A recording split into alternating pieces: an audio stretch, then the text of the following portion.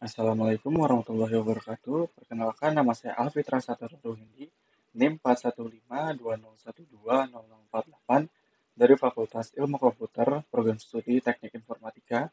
Pada kesempatan kali ini saya akan mempresentasikan tentang modul kuis Data Link Layer eh, untuk mata kuliah CCNE, R, dan S1.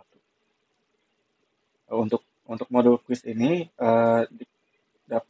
didapat dari course Introduction to Network yang ada di Network Academy Cisco. Baik, kita masuk ke soal nomor 1. What identifier is used at the data link layer to uniquely identify an Ethernet device? Di sini kita ditanyakan uh, bagaimana cara mengidentifikasi ya, identifier apa yang digunakan pada data link layer atau layer data link yang bersifat unik pada sebuah Ethernet device. Di sini untuk pertanyaan ini untuk data link layer sendiri memiliki identifier yaitu MAC address, di mana MAC address ini bersifat unik pada setiap NIC-nya, sehingga untuk data link layer kita dapat mengidentifikasi dengan menggunakan MAC address. Kemudian selanjutnya kita masuk ke nomor 2. What attribute of NIC will place it at the data link layer of the OC model? Di sini atribut apa yang ada di NIC yang akan ditempatkan yang ada di data link layer pada model OC. Di sini seperti soal sebelumnya, di mana untuk data link layer sendiri memiliki identifier yaitu MAC address yang ada pada setiap NIC, sehingga atribut yang ada di NIC untuk pertanyaan kali ini yaitu MAC address. Untuk IP address berada di layer ketiga yaitu network layer, sedangkan untuk TCP IP berada di layer 4 transport. Untuk RJ45 berada di layer 1 yaitu physical, sedangkan Ethernet cable juga berada di layer 1. Untuk alasannya sendiri, MAC address bersifat unik yang ada pada setiap NIC. Kita lanjut ke soal nomor 3. Which two engineering organization define open standards and protocols that apply to the data link layer? Mana dua organisasi teknis yang mendefinisikan standarisasi serta protokol untuk data link layer? Untuk pertanyaan ini terdapat dua yang ada di pilihan, yaitu ITU dan IEEE, di mana IEEE sendiri mendefinisikan standar dan protokol terbuka yang berlaku pada lapisan akses jaringan. Sedangkan untuk ITU memiliki fungsi yang meliputi standarisasi, pengalokasian spektrum radio, dan mengorganisasikan perjanjian rangkaian interkoneksi antara negara-negara yang berbeda untuk memungkinkan panggilan telepon secara internasional. Sehingga untuk soal nomor 3, jawabannya ITU dan IEEE. Kita masuk ke soal nomor 4. What is true concerning physical and logical topologies? Apa pernyataan yang tepat tentang topologi fisik dan topologi logik? Untuk logik sendiri merupakan gambaran bagaimana jaringan melakukan transfer data antar node atau antar device. Sedangkan untuk topologi fisik menggambarkan bentuk fisik interkoneksi setiap device-nya. Sehingga untuk soal nomor 4 didapat jawaban, yaitu logical topologies refer to how a network transfer data between devices. Kemudian untuk kita masuk ke soal nomor 5. What method is used to manage contention-based access on a wireless network? Baik, untuk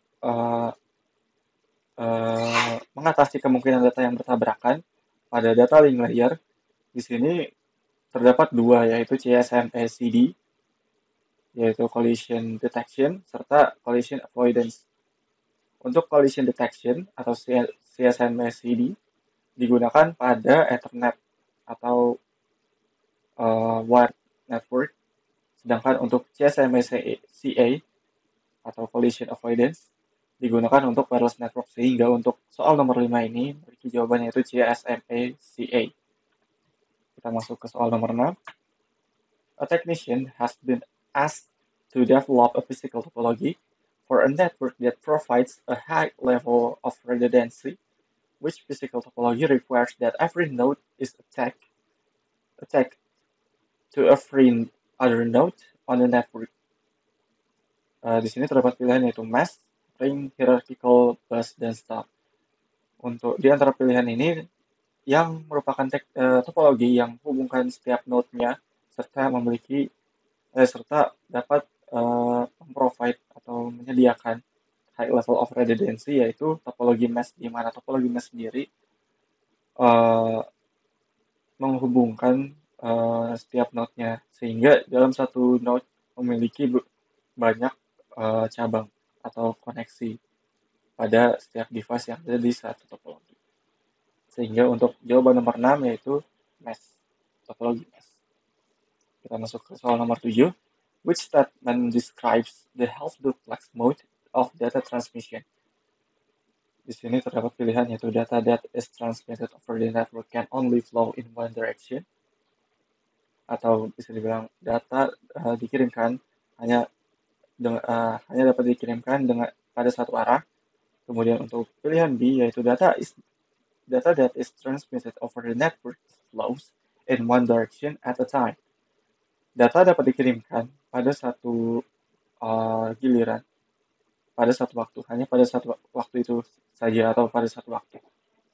Kemudian untuk pilihan C, data that is transmitted over the network flows in both direction at the same time. Di sini untuk pilihan C, data dapat dikirimkan pada dua arah dalam satu waktu. Kemudian untuk pilihan terakhir, data that is transmitted over the network flows in one direction to many different destinations simultaneously. Di sini data dijelaskan untuk pilihan yang terakhir, yaitu data dapat dikirimkan satu arah ke setiap node atau banyak device. Untuk pertanyaan nomor 7 ini, which statement describe the half-duplex mode of data transmission? Untuk half-duplex sendiri merupakan pengiriman data, di mana pengiriman data dilakukan hanya pada satu arah dalam satu waktu, sehingga pengiriman data dilakukan secara bergantian. Sehingga untuk soal nomor 7 didapatkan jawaban yaitu pilihan B atau pilihan kedua, yaitu data that is transmitted over the network flows in one direction at a time. Kita lanjut ke nomor 8. Which is a function of the logical link control or LLC sublayer. Di sini terdapat pilihan pertama yaitu to define the media access processes that are performed by the hardware.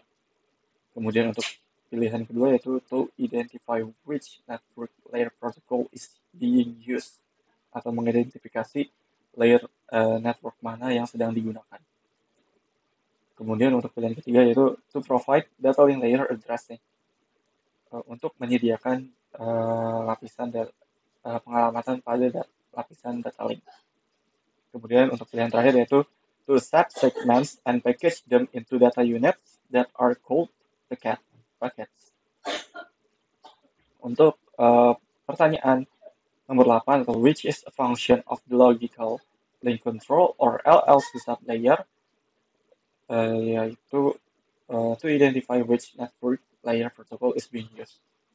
Dikarenakan untuk data link sendiri memiliki sublapisan yaitu MAC address serta LLC. Untuk LLC sendiri, uh, memiliki fungsi yaitu menentukan pada layer mana uh, protokol lapisan jaringan sedang dijalankan atau digunakan, sehingga dapat mengidentifikasi data sedang berada pada tahap mana. Begitu. Selanjutnya kita masuk ke soal nomor 9. Which data link layer media access control method does Ethernet use with legacy Ethernet hubs? Di sini untuk pertanyaan nomor 9 yaitu uh, pada lapisan data link untuk media akses untuk media access control pada lapisan data link untuk Ethernet digunakan media access control yang mana atau bertipe apa. Untuk media access control yang ada pada data link layer terdapat dua jenis, yaitu CSMS-CD dan CSMS-CA. Yang sebelumnya saya jelaskan, di mana CSMS-CD atau collision detection digunakan pada Ethernet, sedangkan untuk CSMS-CA atau collision avoidance digunakan pada nirkabel. Sehingga untuk soal nomor 9 ini untuk media access control pada Ethernet digunakan CSMS-CD atau pilihan kedua. Kita masuk ke soal nomor 10 selanjutnya. What are two sublayers of the OSI model data link layer? Seperti yang saya sebutkan sebelumnya, di mana untuk data link layer memiliki dua sublayer, yaitu MAC address dan LLC. Sehingga untuk pertanyaan nomor 10 ini didapatkan jawaban yaitu LLC dan MAC. Kita lanjut ke soal nomor 11. Which layer of the OSI model is responsible for specifying the encapsulation method used for specific types of media?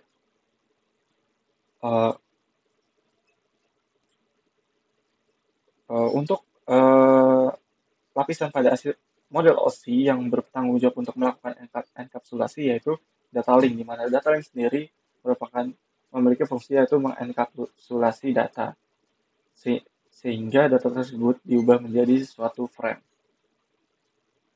Untuk enkapsulasi sendiri pada setiap media memerlukan enkapsulasi data link yang berbeda. Sehingga untuk soal nomor 11 ini didapatkan jawabannya yaitu data link. Kemudian untuk soal nomor 12, what type of physical topology can be created by connecting all Ethernet cables to a central devices? Untuk soal nomor 12 ini, di mana kita ditanyakan topologi tipe apa yang dapat kita gunakan untuk menghubungkan seluruh device menggunakan Ethernet cable pada satu device pusat atau keseluruhan end user terhubung pada satu intermediary device atau bisa dibilang pusat device pusat. Di sini terdapat pilihan yaitu topologi ring. Untuk topologi ring di sini memiliki bentuk yaitu bulat, di mana setiap node-nya dihubungkan ke neighbor-nya atau tetangganya. Kemudian untuk topologi mesh merupakan topologi di mana setiap node terhubung satu sama lain sehingga memiliki tingkat redundancy yang tinggi dan availability yang tinggi. Kemudian untuk bus merupakan topologi di mana setiap device terhubung pada satu kabel. Sehingga pada saat satu device mati, maka device yang ada di belakang jaringan dari device tersebut akan mati. Kemudian untuk yang terakhir yaitu topologi star, di mana topologi ini setiap end device terhubung pada satu device pusat yang bisa jadi hub atau switch. Sehingga untuk soal nomor 12 didapatkan jawaban yaitu topologi star. Kemudian untuk soal nomor 13, what are the services performed by the data link layer of the OSI model? Choose to. Untuk data link layer pada model OC memiliki tugas yaitu melakukan pertukaran frame antar node melalui media jaringan fisik atau Ethernet cable. Kemudian